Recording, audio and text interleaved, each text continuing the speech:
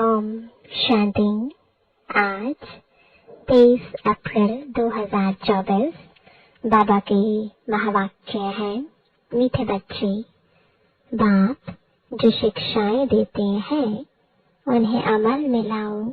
तुम्हें प्रतिज्ञा कर अपने वचन से फिरना नहीं है, आज्ञा का उल्लंघन नहीं करना है।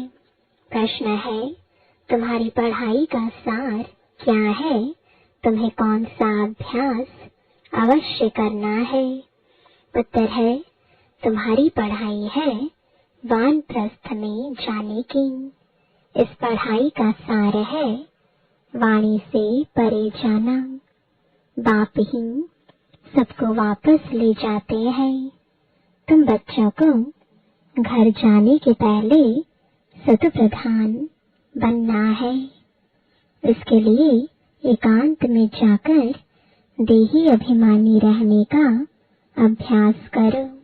अशरीरी बनने का अभ्यास ही आत्मा को सतप्रधान बनाएगा। ओम शांति। अपने को आत्मा समझ बाबा को याद करने से तुम तमो प्रधान से सतप्रधान बन जाएंगे और फिर ऐसे विश्व के मालिक बन जाएंगे।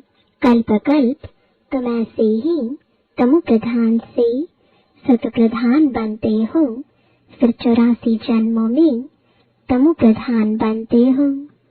फिर बाप शिक्षा देते हैं, अपने को आत्मा समझ बाप को याद करो। भक्ति मार्ग में भी तुम याद करते थे, परंतु उस समय मोटी बुद्धि का ज्ञान था। अब महीन बुद्धि का ज्ञान है। प्रैक्टिकल में बाप को याद करना है, यह भी समझाना है आत्मा भी स्टार मिसल है, बाप भी स्टार मिसल है। सिर्फ वह पुनर्जन्म नहीं लेते हैं, तुम लेते हो। इसलिए तुमको तमो प्रधान बनना पड़ता है। फिर सतो प्रधान बनने के लिए मेहनत करनी पड़ी। माया घड़ी घड़ी भुला देती है। अब अभूल बनना है, भूल नहीं करनी है। अगर भूले करते रहेंगे तो तुम और भी तमो प्रधान बन जाएंगे। डायरेक्शन मिलता है, अपने को आत्मा समझ बाप को याद करो।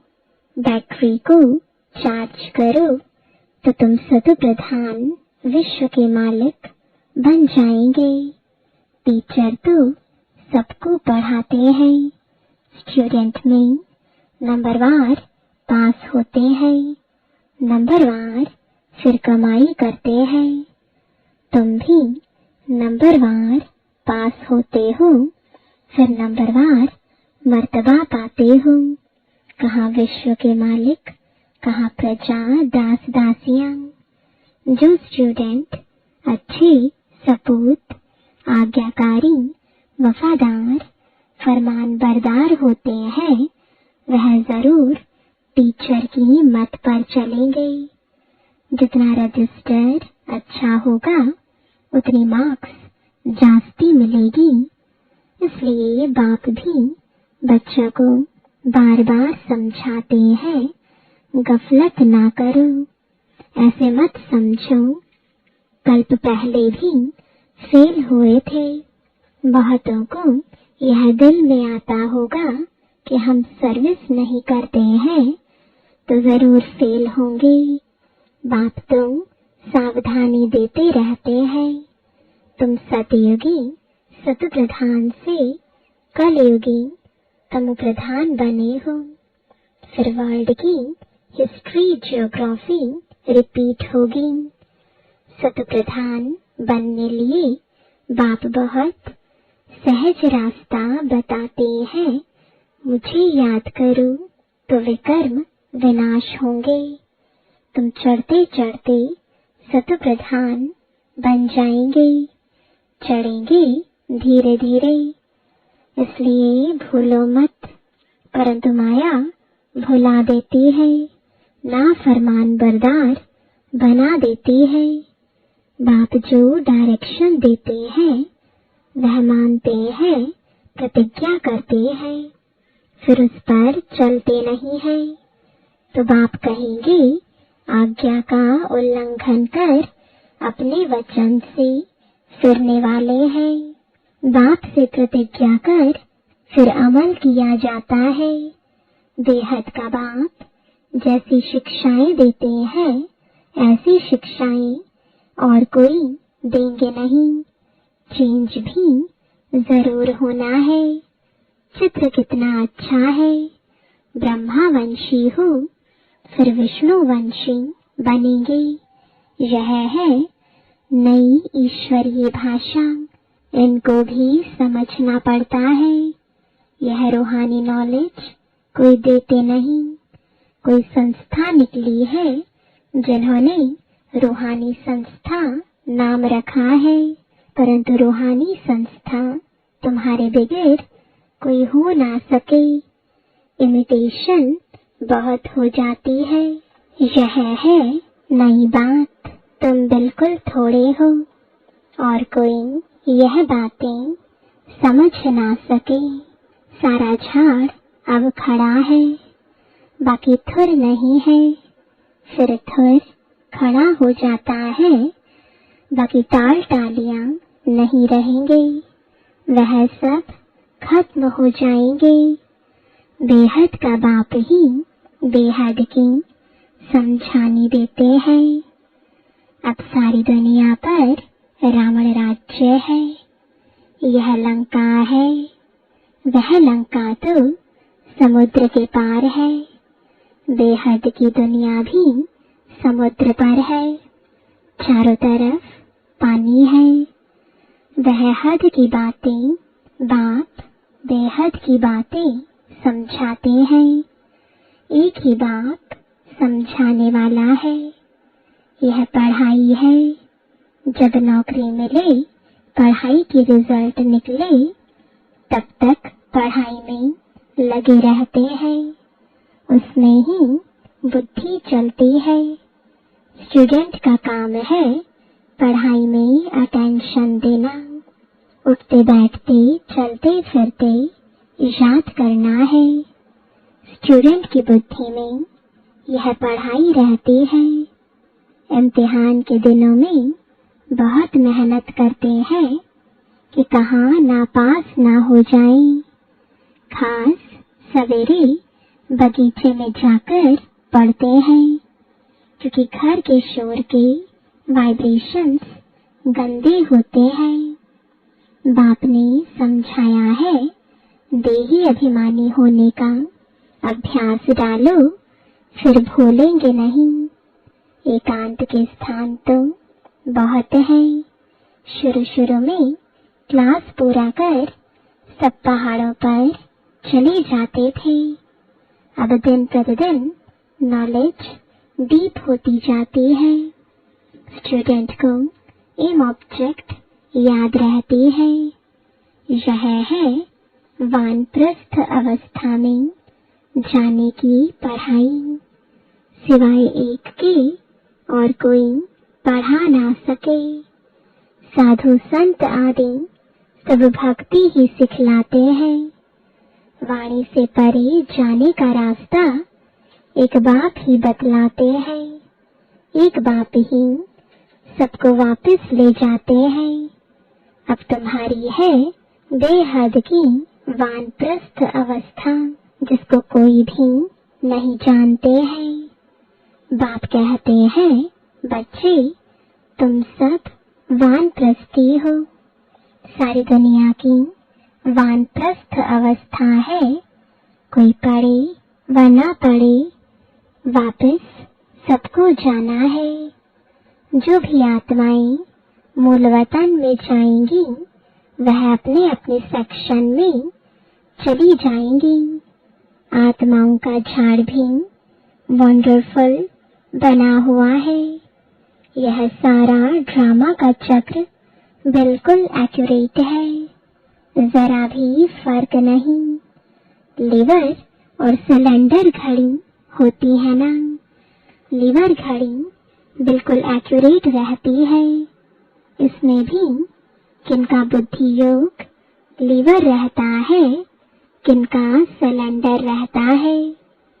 कोई का बिल्कुल लगता ही नहीं है, घड़ी जैसे कि चलती ही नहीं है। तुमको बिल्कुल लीवर घड़ी बनना है तो राजाई में जाएंगे, सिलेंडर प्रजा में जाएंगे। पुरुषार्थ लीवर बनने का करना है। राजाई पद पाने वालों के लिए ही कोटों में कोई कहा जाता है, वही विजय माला में पिरो जाते हैं। बच्चे समझते हैं मेहनत बरोबर है, कहते हैं बाबा घड़ी घड़ी भूल जाते हैं। बाबा समझाते हैं बच्चे जितना पहलवान बनेंगे तो माया भी जबरदस्त लड़ेगी। मल्ल युद्ध होती है ना, उसमें बड़ी संभाल रखते हैं। पहलवानों को पहलवान जानते हैं। यहाँ भी ऐसे है, महावीर बच्चे भी हैं, उनमें भी नंबरवार है। अच्छे अच्छे महारथियों को माया भी अच्छी तरह तूफान में लाती है। बाबा ने समझाया है माया कितना भी हैरान करे, तूफान लाए, तुम खबरदार रहना। कोई बात में हारना नहीं। मनसा में तूफान भल आए, कर्म इंद्रियों से नहीं करना है। तूफान आते हैं गिराने के लिए। माया की लड़ाई ना हो तो पहलवान कैसे कहेंगे। माया के तूफानों की परवाह नहीं करनी चाहिए, परंतु चलते चलते कर्मेंद्रियों के वश हो झट गिर पड़ते हैं। यह बात तो रोज समझाते हैं, कर्मेंद्रियों से विकर्म नहीं करना, बेकायदे काम करना छोड़ेंगे नहीं तो पाई पैसे का पद पाएंगे। अंदर खुद भी समझते हैं हम नापास हो जाएंगे। जाना तो सबको है। बाप कहते हैं मेरे को याद करते हो तो वह याद भी विनाश को नहीं पाती है। थोड़ा भी याद करने से स्वर्ग में आ जाएंगे। थोड़ा याद करने से अथवा बहुत याद करने से क्या क्या पद मिलेंगे यह भी तुम समझ सकते हो। कोई भी छिप नहीं सकते। कौन क्या क्या बनेंगे खुद भी समझ सकते हैं। अगर हम अभी हार्ट फेल हो जाएं तो किस पद को पाएंगे। बाबा से पूछ भी सकते हैं।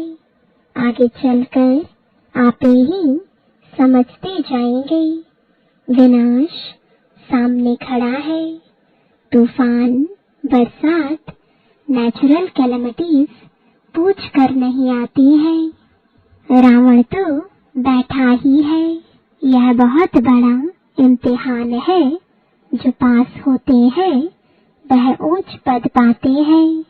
राजाएं जरूर समझदार चाहिए जो रैयत यानी प्रजा को संभाल सके।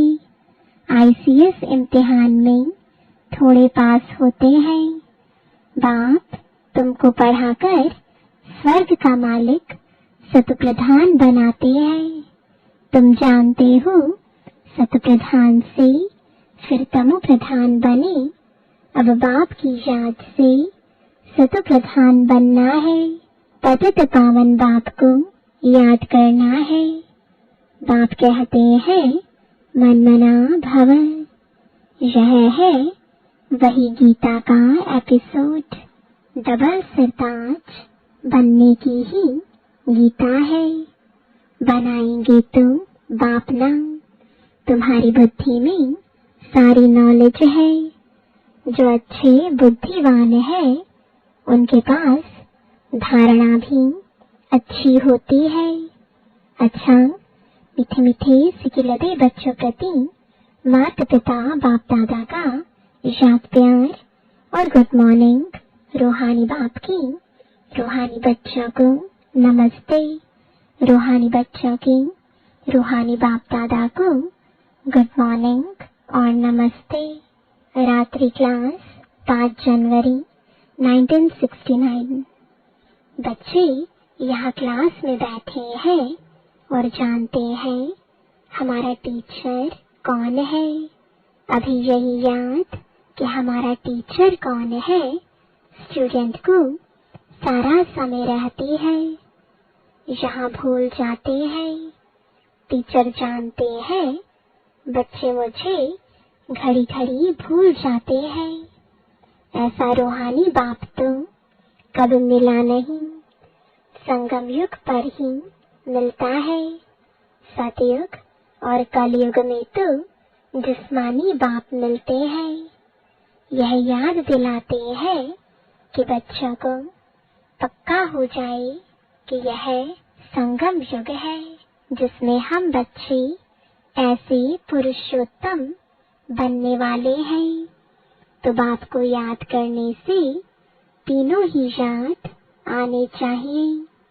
टीचर को याद करो तो भी तीनों याद, गुरु को याद करो तो भी तीनों याद आनी चाहिए।